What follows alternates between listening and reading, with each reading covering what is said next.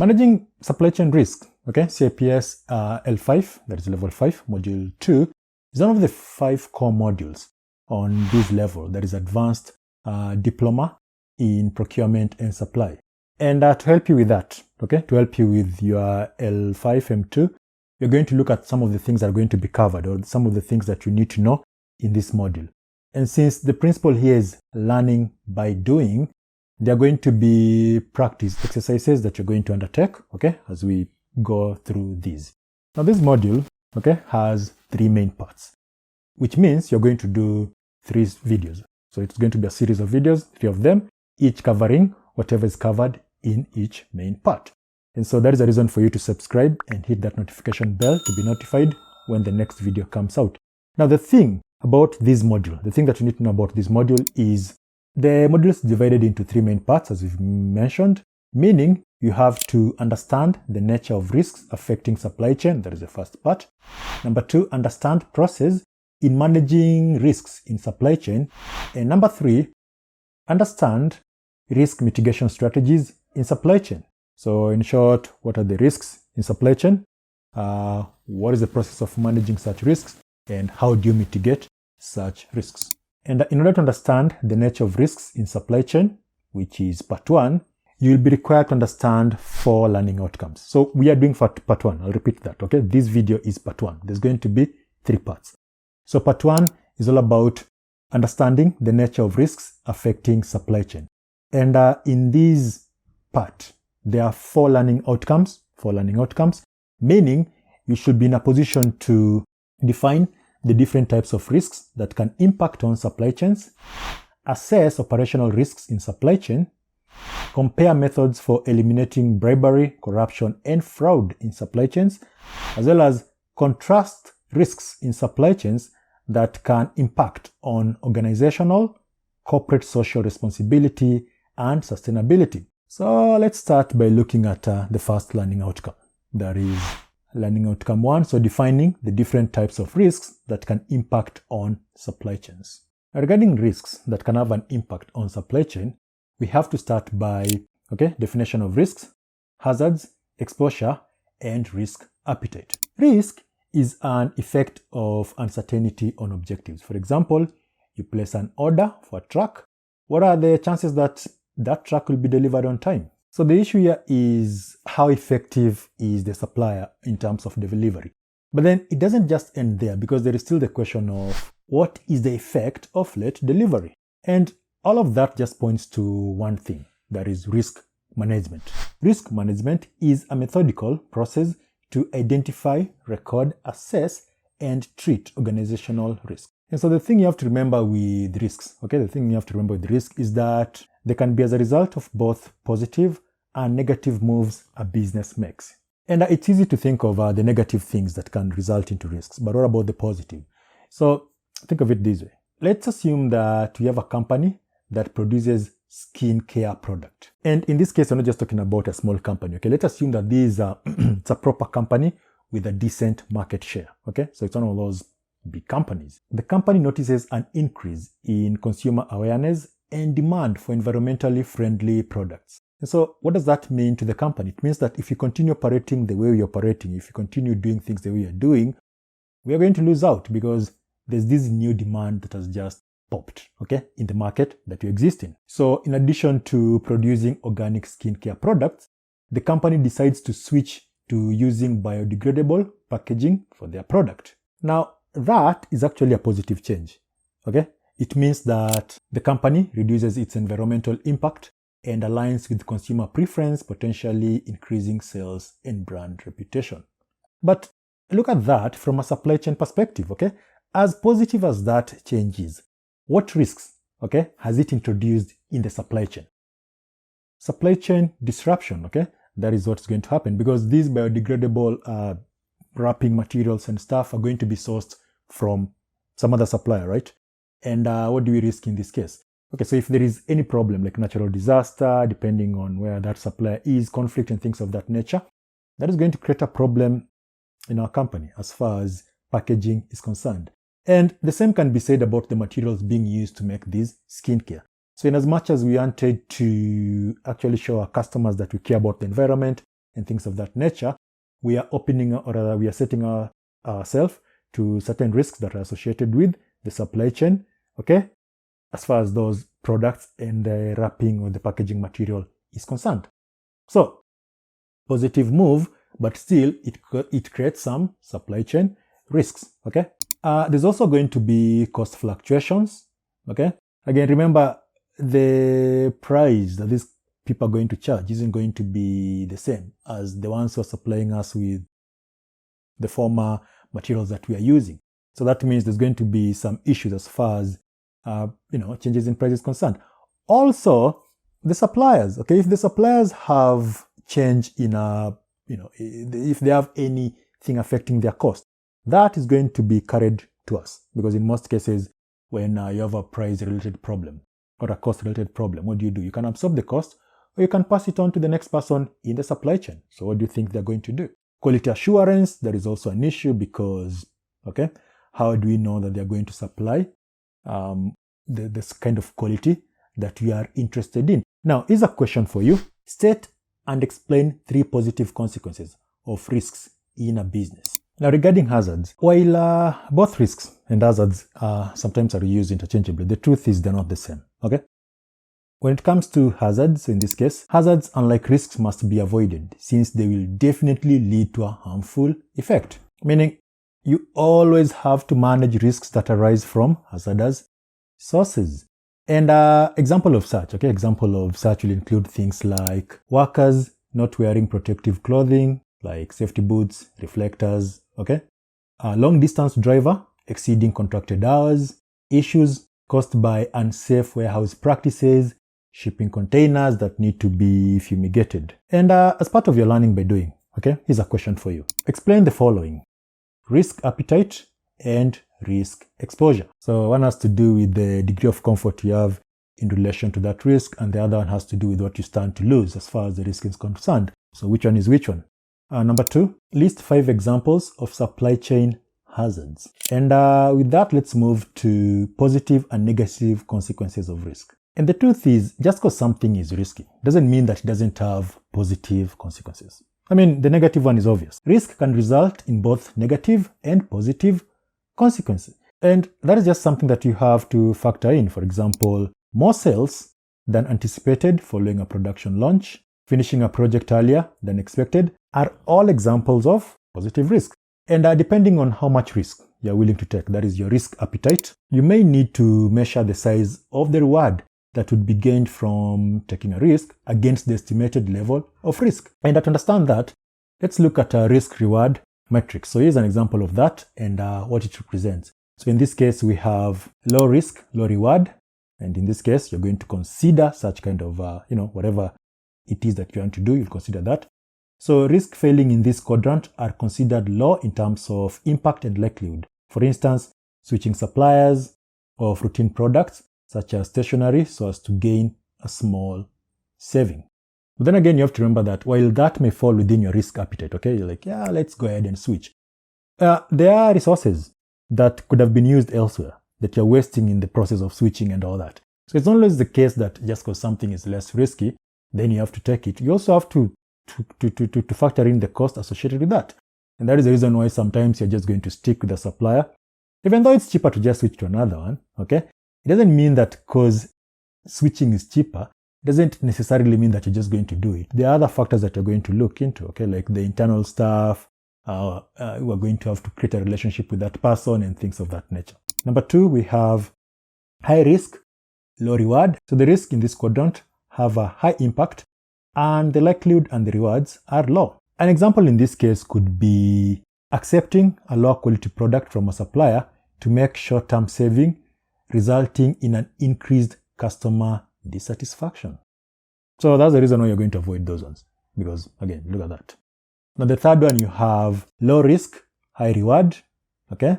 And your action in this case will be to progress. So these are actually risks that are worth taking, because if the risk is low and the reward is high, then okay, it's a no-brainer, right? Adopting a substitute product, okay, tested by others in the marketplace in order to make a large saving on input cost is a good example here. And then you have high risk, high reward. And these also you want to consider. And now the question at this point becomes, what are some of the benefits of adopting supply chain risk management?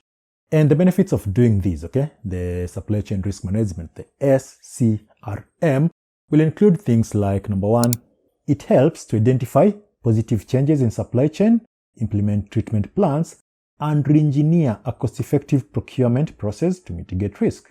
Number two, the integration of best practices in supply chain risk management can better position the procurement professional to manage stakeholders' expectations and to facilitate outcomes that are within the risk tolerance of the organization. Remember, that's important, okay? You always have to know your risk tolerance. That's the thing, like how much of these can we take? So that's, if you don't know that, then that means everything just becomes risky, and therefore we are going to avoid all the risks. Now, number three, monitoring and managing supply chain events with attention paid to potential, predictable, and uncertain risk elements generally suggest an improvement in overall supply chain performance. So go ahead and think of, remember, learning by doing, right? So go ahead and think of more benefits. And the other thing that you also want to know as far as this is concerned is direct and indirect losses. When we talk about risks, okay, then we're basically talking about uncertainty. That's the thing. We are in the realm of uncertainty. But once a risk happens, then it has to be classified as an issue or an event. And those issues or those events are going to result into either a direct loss or an indirect loss. Now, what is the difference? Okay, direct loss is a loss that arises directly from a risk event. For example, damage of property or asset, or stock lost in fire. And since those kind of losses, okay, the direct losses, since most of those losses are easy to quantify, then it's also easy to take an insurance against such. But then you have indirect losses. Now, indirect losses in this case are talking about losses that can be described as consequential loss. Meaning, while we know that those losses are associated with the risk, it's just hard to link them to one. Okay? For example, interruption of business as usual, okay, reputational damage, as well as potential loss of sales. Since quantifying such can be difficult, that means insuring such is also difficult. Like, how do you insure against reputational damage? I mean, you know that your brand reputation can be destroyed, but then what does that mean in terms of money? You know that is going to result into some potential loss in revenue, but how much are you going to lose? You see, because the thing with insurance is that there is this thing called the insurable interest. And with insurable interest, you're simply talking about what you stand to lose, okay, whatever it is that you stand to lose, quantified into an amount of money. For example, if you have a product, any product, if you have a car, let's talk about a car, right? So when you're insuring your car, other than the value of the car, okay, or even take something like a musician, and then you say, I'm going to insure my, I don't know, vocal cords or something. Then it just comes down to how much money you stand to lose if you can't sing anymore, and that depends on your career. And the point is, it depends on how much you sell and stuff like that one. The thing with reputational of the business, it's, how do you quantify that? How do you quantify that? This amount of sale is actually attributed to your business reputation or brand. So it's difficult, and that is the problem with indirect losses as a result of events, okay, resulting from risks, okay, or issues that result from risks. Right, let's move on.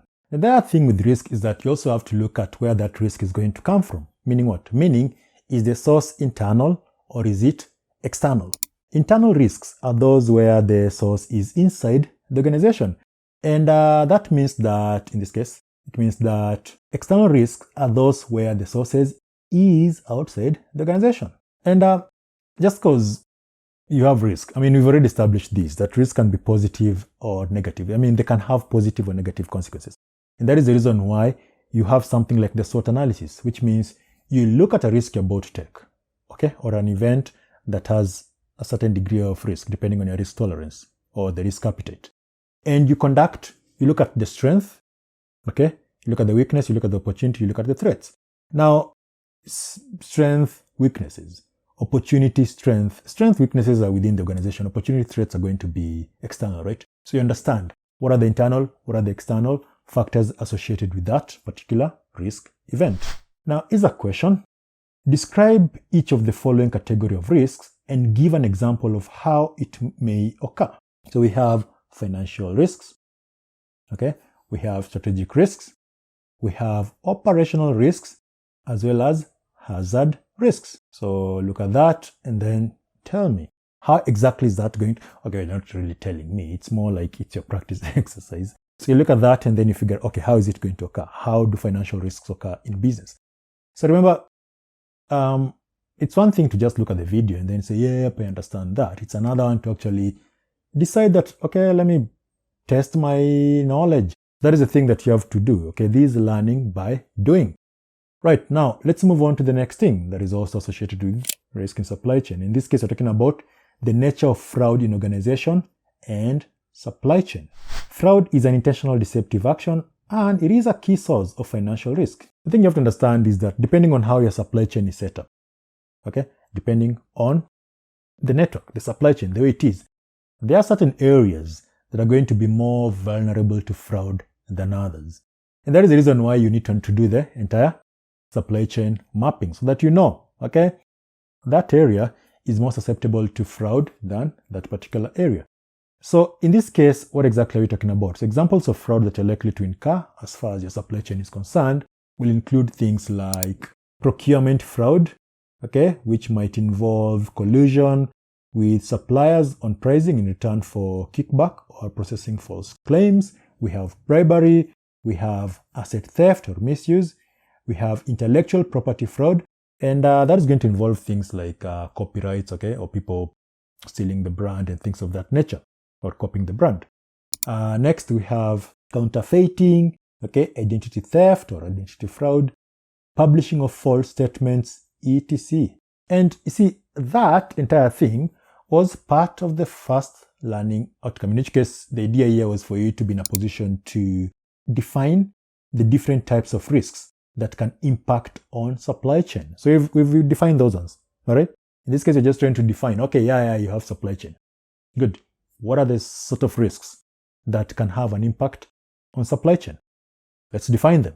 And so we've gone over them, okay? From, fraud to hazards to, all that stuff, right?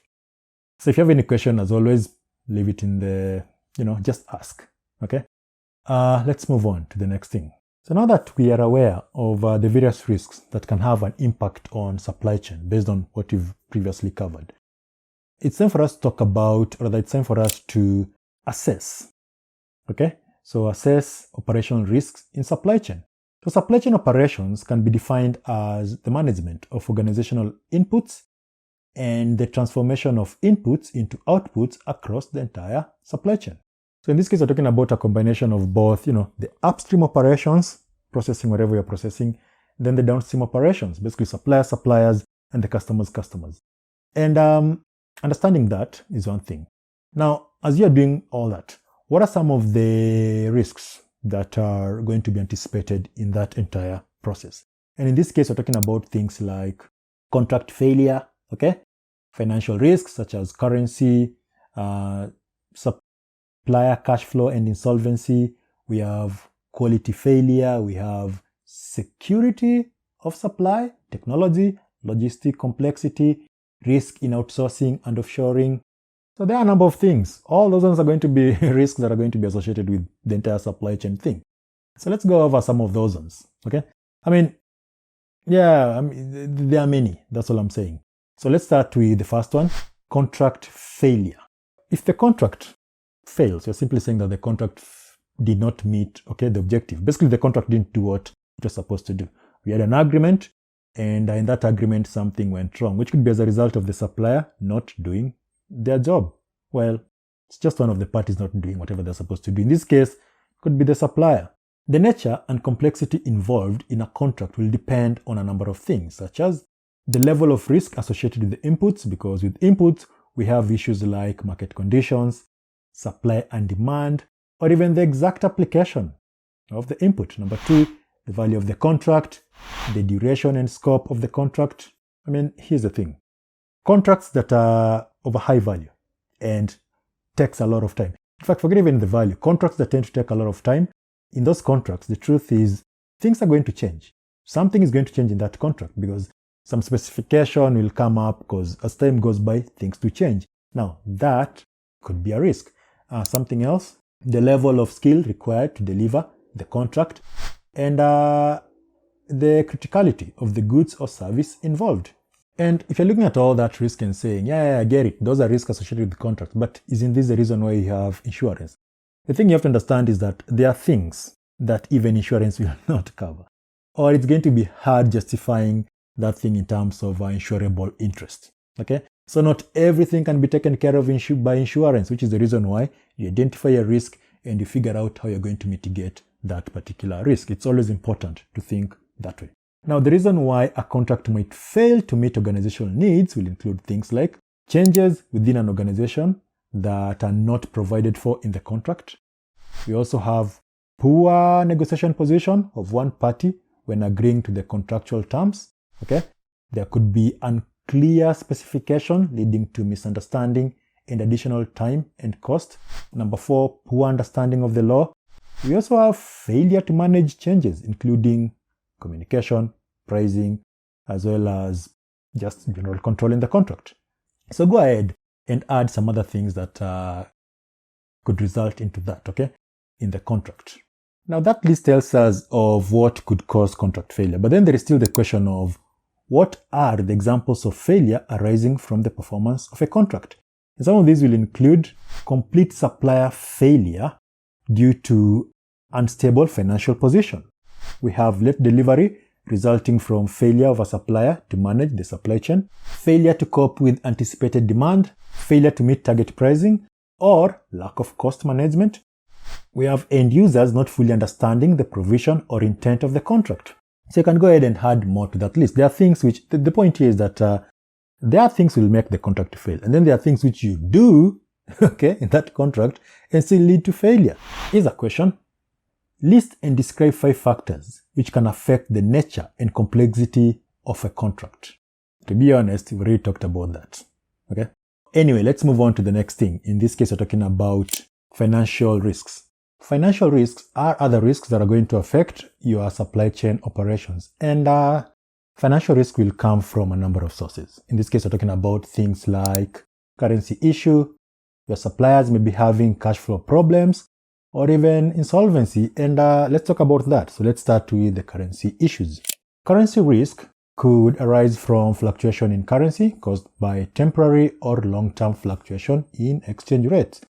And if you're thinking that, well, what if the supplier, or what if my buyer is not even importing or exporting? Now you have to understand that that particular buyer is just one person in the supply chain. And it is likely that their supplier or their supplier's supplier is going to be importing, okay? Or getting some input from some other supplier who's doing that. What are the steps that can be taken to mitigate potential fluctuations? There are a number of things. Okay, number 1, ask the supplier to quote in buyer's own currency. This way, what you're actually doing is that you are transferring the risk. Okay, I mean, you want the transaction to be done. They're, quoting in dollars. You're like, no, convert that into the currency in your country. And then that's what you're dealing with. So you've just told them, this is what I'm going to pay. I don't care. Number 2, use a forward exchange contract, which involves estimating how much foreign currency will be needed in an agreed period and fixing the exchange rate at an agreed level with a third party, for example, a bank. Number 3, fix the rate at the currency rate. This means fixing the rate on the day the contract is agreed. And number 4, aim to broadly match geographical profile of customer sales with supplier purchase. Now, here's a question for you. How can you mitigate against supplier cash flow issues? And I'll give you a hint. This is where guarantees come in, okay? Guarantors and things of that nature. So the issue is exactly what do you know about that? Let's talk about insolvency. Now, insolvency is where an organization is unable to raise enough cash flows to meet its obligation or to pay its debt as they become due for payment. Now you can look at that and straight away say, yep, this is a cash flow problem. But then there are other things which can create insolvency that are not even cash flow related. For example, loss of a major customer, loss of a key employee, fraudulent activity, large fines, excessive or uncontrolled expenditure. And so you can go ahead and add some more. But the point is that when you're dealing with a supplier, you need to understand the supplier's financial position before you go ahead and commit to that contract. And this is precisely the reason why you need to know things like profit and other financial ratios, gearing, as well as cash flow statements. So that is pretty much the reason why there is that joke, that accounting joke, which says that a wife is a luxury. And a smart accountant, actually a smart tax accountant, is a necessity. Because let's face it, in business, everything just comes down to whether you can interpret numbers and, relevant numbers, because some numbers are just there to confuse people. So accounting is one of those things that if you're not good at, make sure you find somebody who's good at to help you with that. Now, let's move to another risk. In this case, quality failure. Quality failure will, for the most part, quality failure will greatly affect an organization. Even if that organization is not for profit, like third sector organization or something. Satisfying and exceeding customers' expectation is a key driver for the achievement of aims and objectives. So if a business fails to do that, then that business is going to incur a high internal cost resulting from things like returns and reworks. And then, of course, there is also the issue of your reputation. If you're one of those businesses that isn't meeting, you say you're providing value except you aren't because your quality is substandard. So there is also the reputational, damage that is going to come with that. And that's a thing, okay? So in supply chain, the question then becomes how exactly can you try to handle these sort of things? And Denning's plan, do, check, act cycle can help. Plan, meaning what? Establishing the objectives and process along with the required resources needed to deliver customer value. Do, meaning implement the plan. Check, that is monitor and measure key processes and the resulting products and service against policies, objectives, requirements, and planned activities and report the results. And finally, act, meaning what? Meaning take actions to improve performance as required. And then you have security of supply. That's another risk, okay, as far as your supply chain, operations are concerned. How secure are the supplies?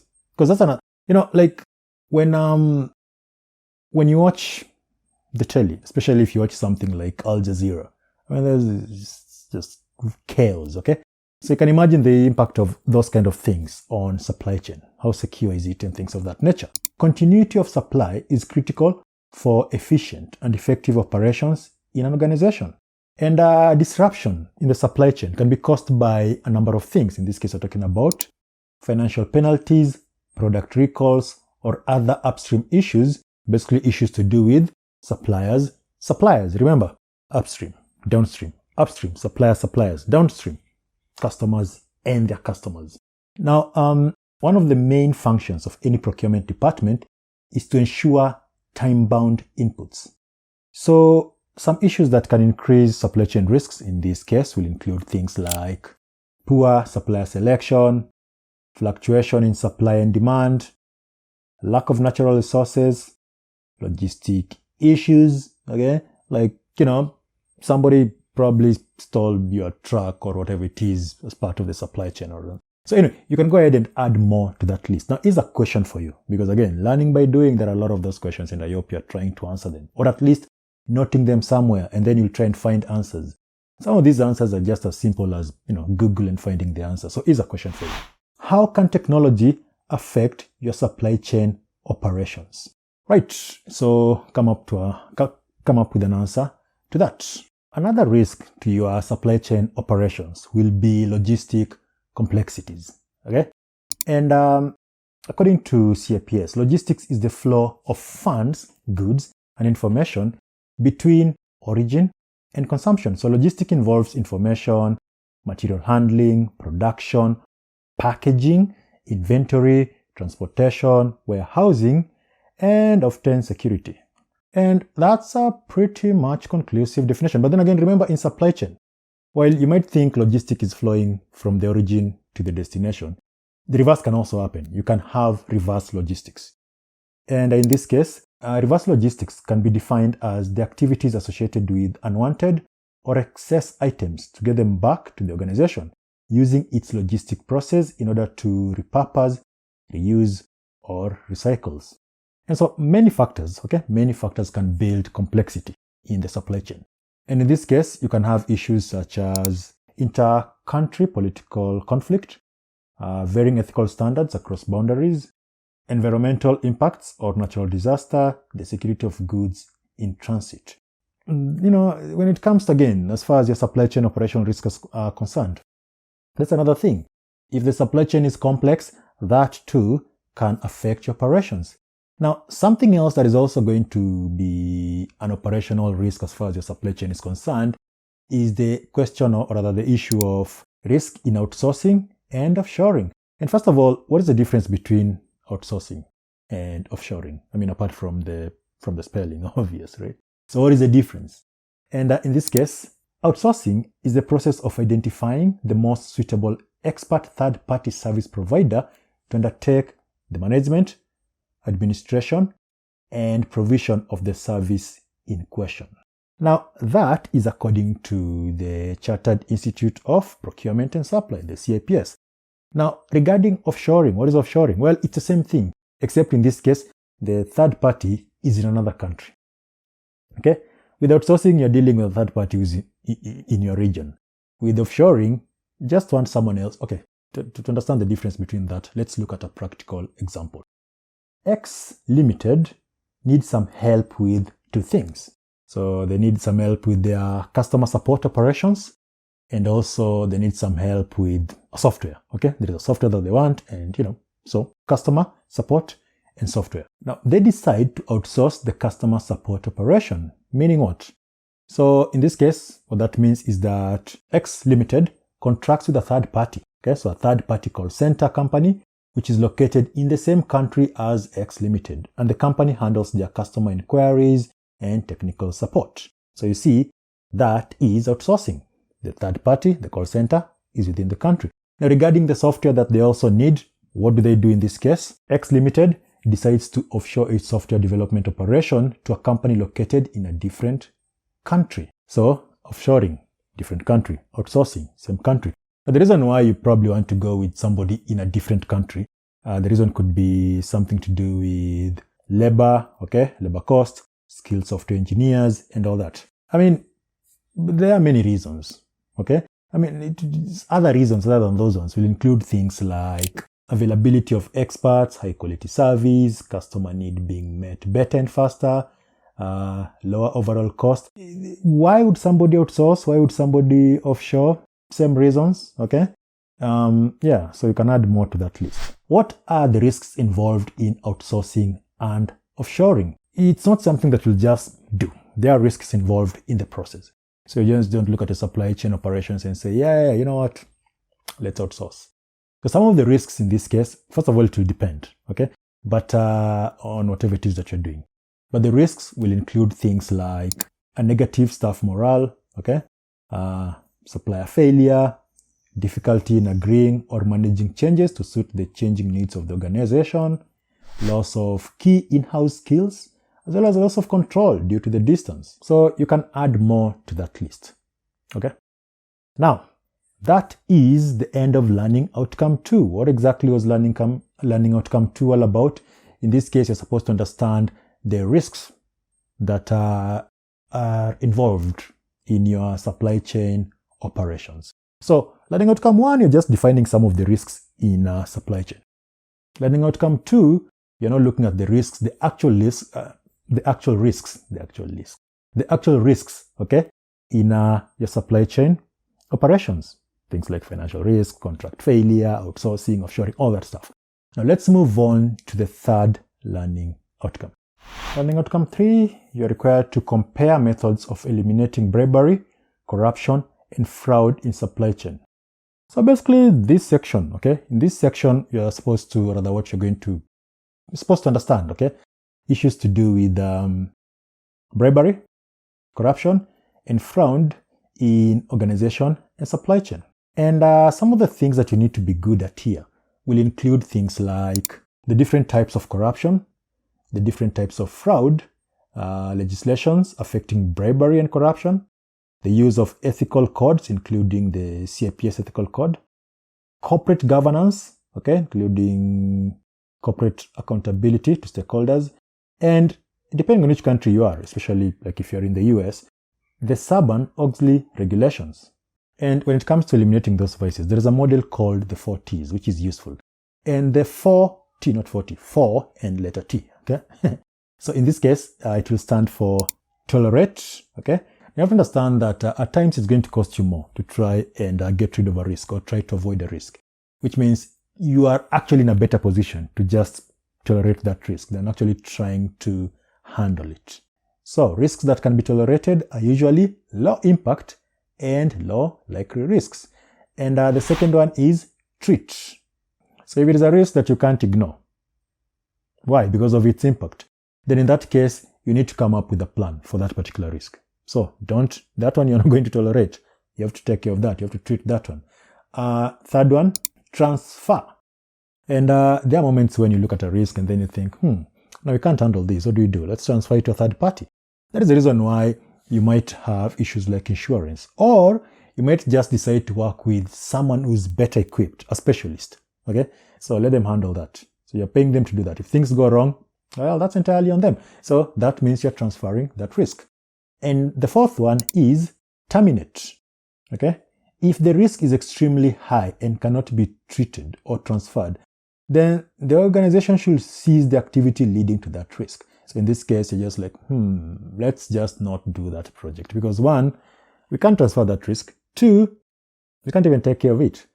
And then we start the thing and then it occurs and then we end up losing everything. So our risk tolerance, remember we talked about your risk appetite in relation to your, again, in this case, your risk tolerance. So if the tolerance is such that you can't even, just stop the project. Okay, so let's move on. Now, regarding the different types of corruption, I suppose the first question here is, what is the difference between, say, corruption and bribery? Corruption is the misuse of resources or power for private gain. And bribery is just an example of, it's a type of corruption, okay? In addition to things like misappropriation of resources, facilitation, payments, fraud, collusion, or even extortion. All of which are things you need to look out for when it comes to trying to understand, or rather trying to manage the risk associated with supply chain, or when you're managing supply chain risks. So those are things that you're going to be looking out for as far as your supply chain is concerned, because those things will have an impact in how your business proceeds or where you are in that supply chain, okay, in the supply chain network. Bribery is a promise or giving or receiving of financial or other benefits to induce or to reward the improper performance of a position of trust, or a function that is expected to be performed impartially or in good faith. And bribery can take a number of forms, like gift, rewards, donation, direct inducement for personal gain. All those ones could be examples of, bribery. Now, in case of any confusion as to what is what, always check what your law says, your organizational policy, or the CIPS Code of Ethics. Now, something like misappropriation of resources or funds, which usually can occur even in the form of embezzlement. This one can happen whether your organization is small or big. So don't assume that those are things that only happen to those big companies. Not really. I mean, they happen even in small companies, all right? Because let's face it, even small companies have supply chains, and even small. See, the thing about most of these vices, corruption and all that, it's just motive, okay? Someone has a motive and someone has an opportunity, and boom, that one happens. Now, this could involve the siphoning of funds or stock, misallocation of funds, or kickbacks from supplier in return for a higher invoice price. And that is why things like audit and internal controls are important, trying to avoid these sort of things. Now, here's a question for you. In relation to corruption, what is collusion and what is extortion? So find an answer to that. Let's look at another one. So another thing that you're supposed to understand here is the different types of fraud. With fraud in supply chain, you're talking about things like bribery, again, theft or misuse of assets, counterfeiting, identity theft. And yes, the reason why I said again is because we've already looked at those things previously. So just repeating what we've already talked about. So you see, some of these things are not even that complicated. It's just one thing that is going to affect you at this level. It affects you at another level down the supply chain. So the point is, it really isn't a new thing, right? Anyway, so the preconditions for fraud will include motive, okay, which could rise from poor morale. Your staff, they have a poor morale, and they're like, why am I even working here, getting this less amount of money when I can just do that and make more? So there is that. There's a motive, right? And number two, there is availability of attractive assets, opportunity, and lack of control. Why are those preconditions important? Because once you know what they are, then you can work your way to get rid of such, okay? And so get rid of the motive or those opportunities, and then try to control these issues, okay? And how do you do this? So for instance, the organization could look at the levels of morale and then create a mitigation plan to address the cause of poor morale in order to improve conditions. And with something like opportunities, okay, because the assets are attractive, then that one you just have to beef up your security. So the point is, fraud, okay, doesn't just occur in vacuum. There are conditions which trigger that. And so if you can take care of that, then you can avoid those problems. You can manage those problems in your supply chain. And now let's talk about the use of ethical codes, including CIPS ethical codes. So the use of ethical codes, including the CIPS ethical code. And the question of ethics is a subjective one. Meaning what? Meaning, at individual level, what is right and what is wrong will vary depending on things like one's level of education, upbringing, experience, and cultural factors. At organization level, it will just depend on the policies as far as that organization is concerned. And of course, we have at a societal level, which is a micro level, okay, which hold ethical beliefs based on culture and regulatory environment. CIPS advises the following course of action to reduce risks and ensure ethical procurement. Number one, map out your suppliers and identify strategic suppliers. Number two, identify specific high risks in supply chain. So like issues that could be associated with specific countries or even human traffic issues. Number three, conduct initial analysis of working conditions in the supply chain and then research other companies in the sector, consult with local and international experts. The thing with CIPS Corporate Code of Ethics, which is something you can just find on their website, okay? So the cips.org, and then, you find all this stuff. It's there. So regarding that, let's just summarize that. But if you really want a lot of details on that, you can just check it out in the cips.org, okay? Their website. And then, organizations adopting the code will need to commit to the following. One, understanding the commitment, okay? Which means things like, number one, ensure consistent understanding of business ethics across the organization at all levels. Also, continually enhance knowledge of all relevant laws and regulations in the countries in which the organization operates, either directly or indirectly. Again, there are many things. I've just picked two, okay? Because again, I'm just summarizing these. So regarding the things that you're supposed to just commit to, there are a bunch of those stuff. Now, the other thing, the second one, is ethical practice, okay? Such as conduct all business relationship with respect, honesty, integrity, and avoid causing harm to others as a result of business decisions. And the third one is professionalism. That's something else that they also need you to commit to, professionalism. And what does that entail as far as this corporate code of ethics is concerned? In this case, ensure procurement decisions minimize any negative impact on human rights and environment whilst endeavoring to maximize value and service level. And you see, I'm just picking one. But as I said, there are many things under that. Like under professionalism, there are a lot of things. All of these are just stuff that you can find on their website, right? So I don't have to read it verbatim. That's word for word. This is going to be a unnecessarily long video. And the fourth one is accountability. And again, this is just a summary. So you just check out their website, okay? And you'll find that. But the point is, the code of ethics in this case will require you to, as a professional, some of the things that you are required to know as far as this is concerned will include things like enhance and protect the standing of the procurement profession. Because look, you're a professional and you're required to protect that profession. Otherwise, what's the point of sacrificing all these? Number 2, maintain the highest standard of integrity in all business relationships. Number 3, promote the eradication of unethical business practices. Enhance the proficiency and stature of the profession.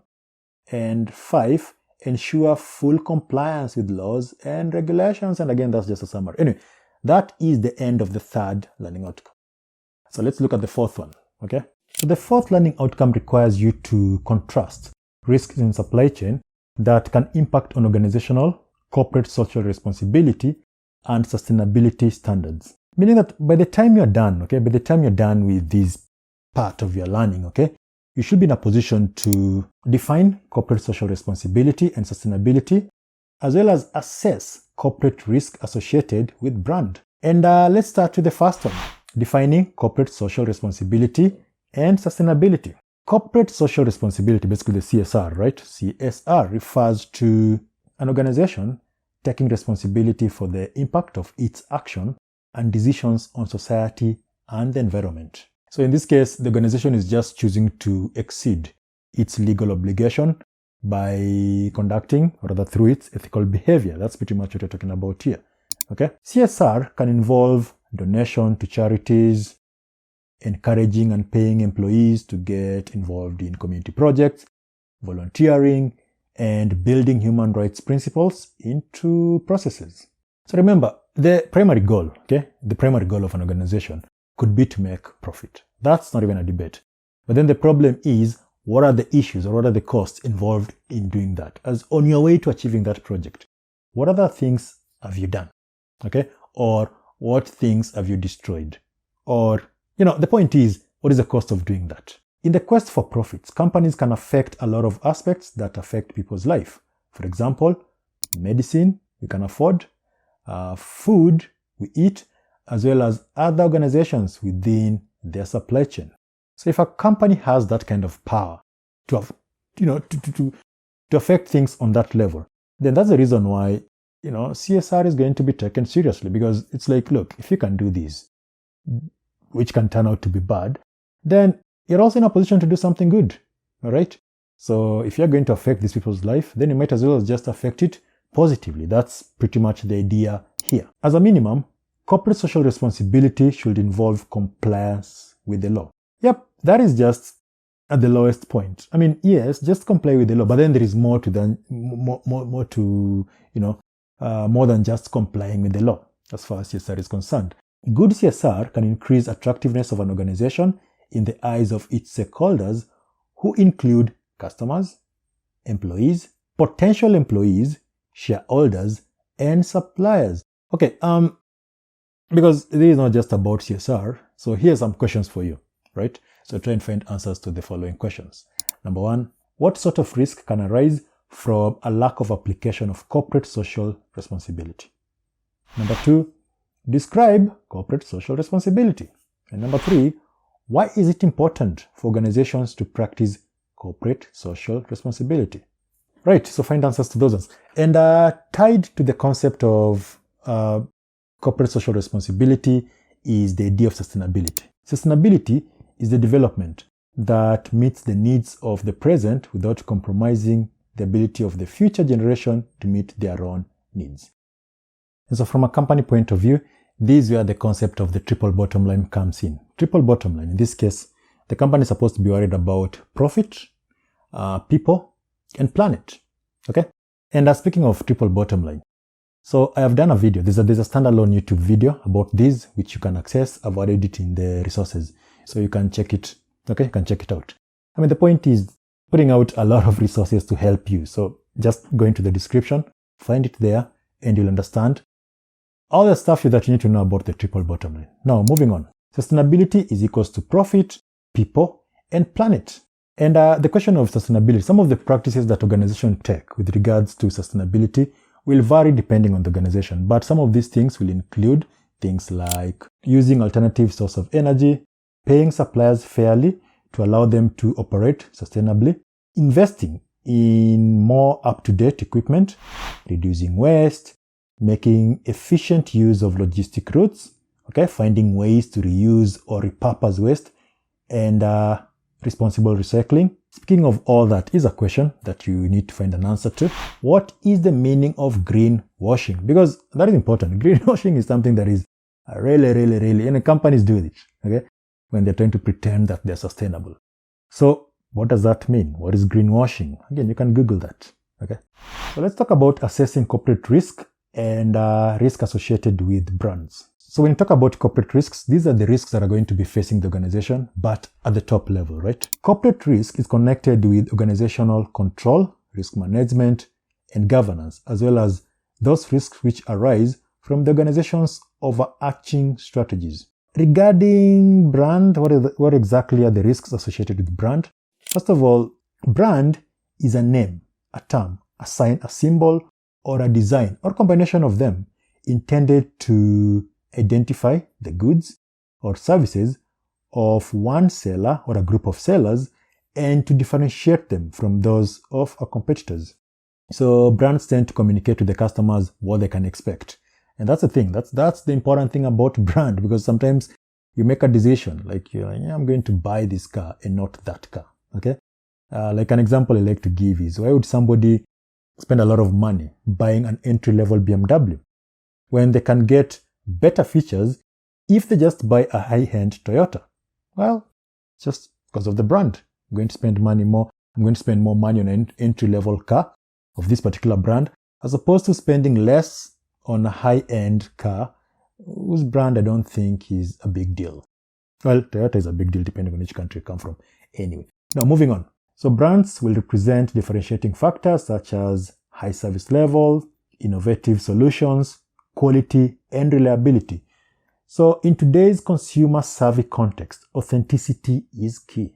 Risks will be created should consumers determine that there is a lack of alignment between an organization's advertised ethical value and its actual values. And from a supply chain, we could be talking about something like customers finding out that the people, let's say it's a cloth manufacturing company. So customers realize that employees who make these clothes, they're not even taken care of in terms of health and safety. And then they decide, you know what, this brand is useless. You're no longer going to buy it. I mean, the brand is good. The process of making it is not that good. And therefore, we are going to boycott the entire thing. So you see, that is a risk that your brand will take when they try to cut corners. And then there is that, okay? So anyway, here's a question for you. What do you understand by the term brand equity? Right, so that is the end of this part, okay? Part 1 of your level 5, module 2, in this case, managing supply chain risks. And I'll put out a second one, okay? A second video. So if you haven't subscribed, kindly do. Also check out the description. There are a lot of resources there that are designed to help you. Right, see you in the next video.